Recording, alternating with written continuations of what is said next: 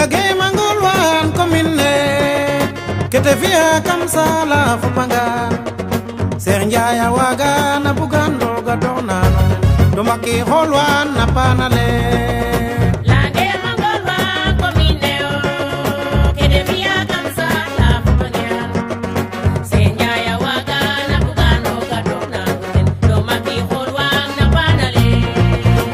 Lagay mangulwan komine kete via kamsala fupangan Ser njaya waga na bugando gadona do maki holwan na panale Lagay mangulwan komine kete via kamsala fupangan Ser njaya waga na bugando gadona do maki holwan na panale Lagay mangolwan komine kete via kamsala fupangan Ser njaya waga na bugan roga dona noten do maki holwan na panale Lagay mangulwan komine kete via kamsala fupangan Ser njaya waga na bugando gadona do maki holwan na panale L'espoir di lagay meten nagara Yodi bayof geno wawagugo Jalal yaya ndefang to barke fa weltang 7 kilo badid no komine Lagay mangulwan komine kete via kamsala fupangan Ser njaya waga na bugando gadona do maki holwan na panale L'espoir di lagay meten nagara Yodi bayof geno wawagugo Jalal yaya ndefang to barke fa weltang 7 kilo badid no komine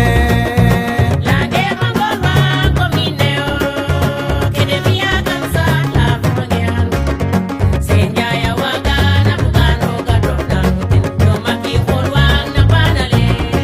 Kol kumba juuf geno wawagugo Adeyande nule chacharewa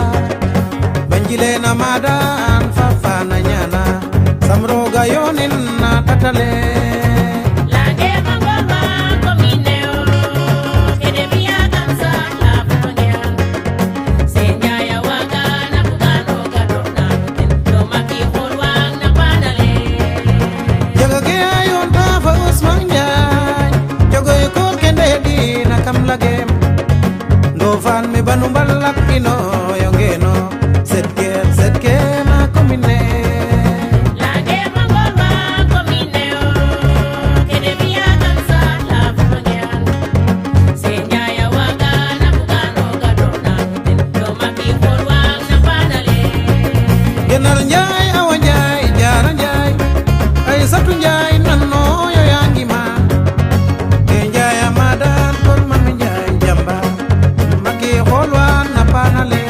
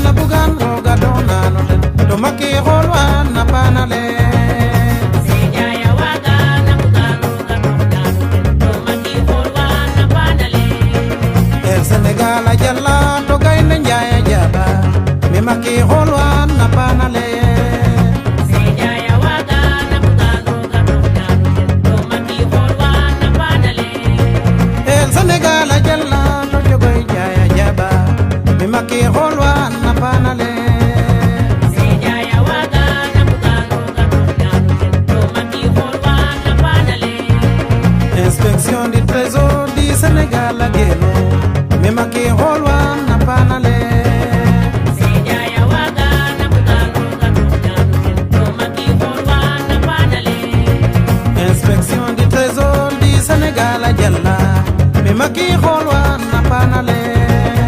Sejaya waga na bugano gato maki holwa na panale. jogoy refe ken moon me gaynde njaaya jaata mi Macky xool waan na panale